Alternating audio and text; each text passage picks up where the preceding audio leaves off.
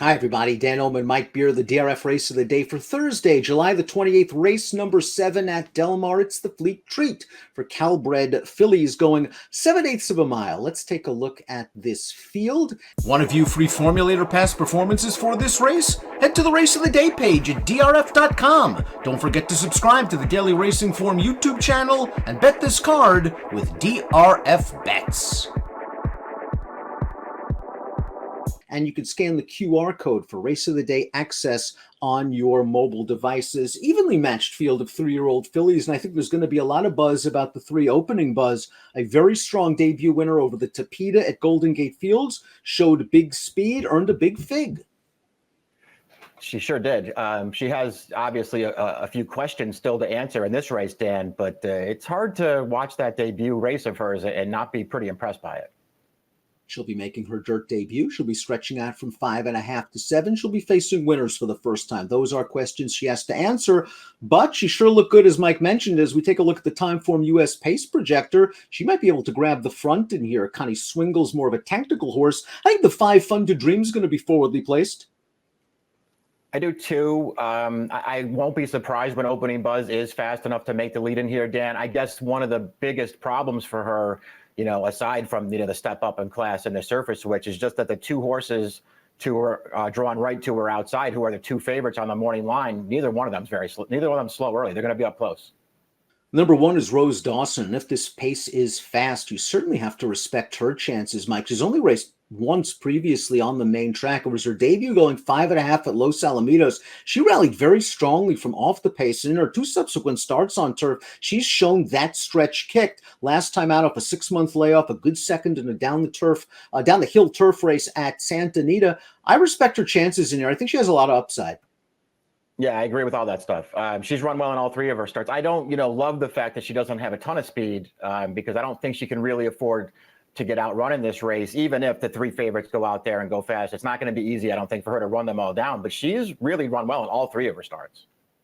The 3 opening buzz we have talked about. The key for her is the surface switch. Well, it worked for the 2 Tam's Little Angel last time out. She is a Northern California-based filly, been running on turf, been running on synthetic, got an opportunity over the fair circuit on dirt at Pleasanton last time out. Let's watch that race going a mile and a 16th. This is the She's a Tiger Stakes. Tam's Little Angel got right up close to the pace, extremely game to win, career best buyer of 81. I think she has the versatility to rate from off the pace, and we generally like horses cutting back to 7 on dirt.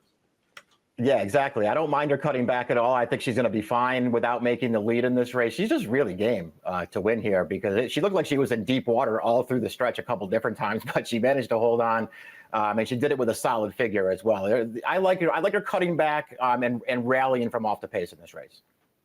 Opening buzz, the number 3, very impressive career debut at Golden Gate Fields, took all the money, ran to the backing. Let's watch the race from opening buzz. Broke sharp, broke inward a little bit, quickly recovered to right the ship, set reasonable fractions, but look when the rider shakes the reins at her and asks her to run at about the 8th pole. She just explodes away from this field, gets 1 crack, and then is just wrapped up down to the wire. Super impressive. A lot of turf in this family, although E. Dubai emerged from this family as well, and he was a good dirt horse. Yeah, that's the thing about her pedigree. There's not that much up close, but if you go back a couple of generations, there's some real quality in this family. So she has pedigree. She looked really good winning first time out. Again, if you want a better in here, you're going to be asked to take probably a pretty low price on a horse who has big questions to answer against a couple of really nice fillies. But she certainly looked pretty good first time out. Young stallion. Stanford was trained by Todd Pletcher and was certainly good on the dirt. Connie Swingle's been very consistent throughout her career, the number 4, 6 starts, 4 wins, 2 seconds. Like Rose Dawson, her uncoupled stablemate trained by Phil D'Amato, will be moving from turf to dirt. She really likes turf. She won her last 2 starts. Now let's analyze her most recent dirt start. This is the evening jewel at Santa Anita, and if you want to give the layoff excuse, maybe you can. Let's watch Connie Swingle's race 3 starts back, and she's on the outside. It looks like she's cruising into the stretch. The horse on the lead is 1,000,000 to 1, and she can't get by. I think even with the layoff, you have to look at this and say it's a bad loss. Yeah, I would say that it's pretty disappointing. I mean, listen, the horse that wins the race is a gigantic price in here, 76 to 1. But she's also very lightly raced, and it was her dirt debut. So maybe that horse just took a pretty big step forward on dirt. There is a pretty large gap there back to the rest of the field. And Connie Swingle did get an 82 buyer for running second there. So it's not like she totally failed to show up. I also don't think I cared for the ride she got necessarily. Did I don't have a big excuse for her, but you know, her rider could have just put her on the lead early in that race. He didn't do it. And then he wound up having to chase somebody else and it didn't work out. I don't know. I don't really have any big knocks on her, but she's going to be a pretty short price in here. And it's not like the competition doesn't run pretty deep.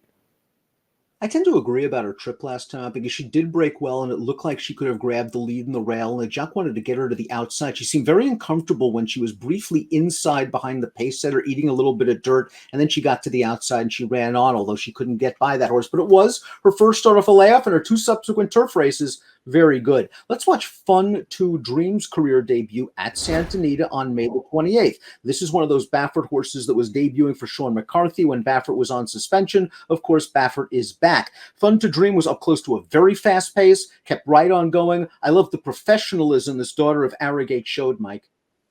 Yeah, she's very professional in this race. I think you have to like, you know, everything about this performance, Dan. Just sort of kept up there on the outside, had no trouble sticking with the pace, and won the race, you know, super easily in there. There's just a lot to like about that debut. It was really impressive. And just seems like a really good spot to get her going in her second start. First time against winners, drawing outside some of the other speeds. Might be able to work out a good trip if she's not fast enough to make the front. Ella Mira is another horse cutting back in distance and moving from turf to dirt. She was in tough last time out in the Grade 3 Honeymoon, but she earned a stakes victory at Golden Gate Fields 2 starts back on the grass. Dirt's a big question for her as well. I don't mind her cutting back, especially if there's pace.